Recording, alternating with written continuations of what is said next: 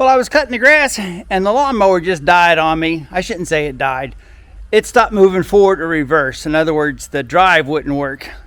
The belt would turn the deck, the engine would run, but it wouldn't go forward or reverse. So I do what I'm doing a lot of times. I went and got the John Deere tractor with the forks, and I went down and I picked it up because, of course, it didn't break in the driveway. It broke about a half mile down the road. Long story short, let's see what it is. I imagine it's probably going to be one of the pulleys underneath that guides the drive belt around to the back of the mower to the hydrostatic transmission. But anyway, let's take a look and see what we can do. Nope, that's my bad pulley right there. All right, well, that is the problem. Now let me show you all the steps to take to fix it. Well, if you enjoy my videos, don't forget to like them. Not that you have to have a tractor, but if you got a little John Deere tractor, they are pretty easy at moving broken lawnmowers around. Scoop it right up underneath the deck and lift the whole thing up that way.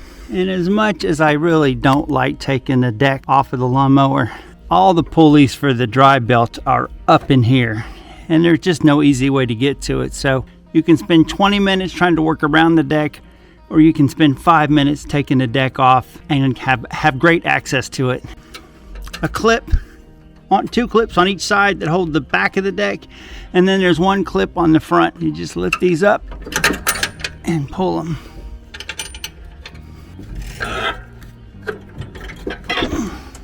About the only thing I had to say about the clips is when you're putting them on, think about how you're going to have to take them off. Ouch. Two on this side, and a lot of times you have to lift the deck up some to get those off. Got a clip. Front one's no different. Now after this clip, there's two on the other side I'll take off.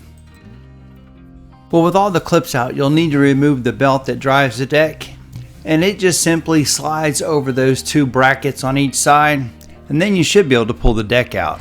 I find it's easier to pull it out this side because I can grab a hold of the deck right underneath the grass chute and pull it out enough that I can remove the cable that's going to engage the blades.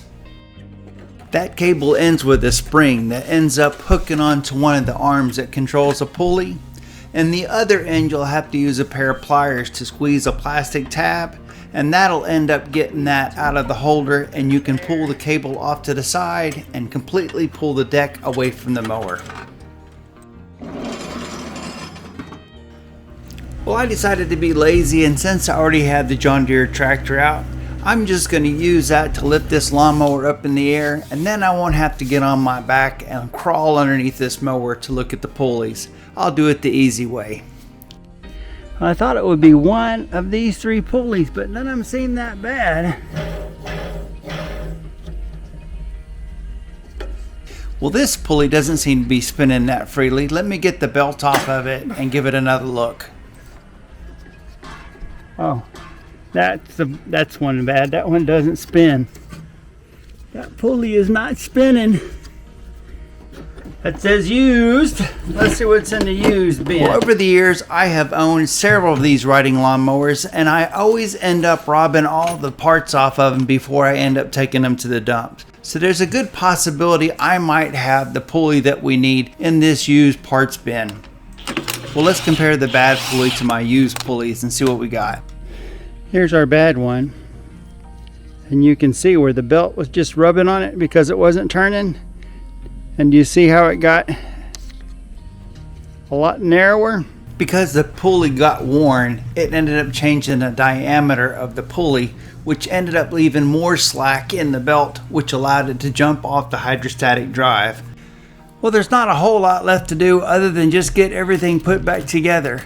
I'll use my impact driver and get that pulley put in place, and then I'll go ahead and put the belt back on. Now, if you're curious, I will leave information on both the outside and inside pulleys in the video description with the part number. It's not the easiest to get this, but it goes back and clips in there.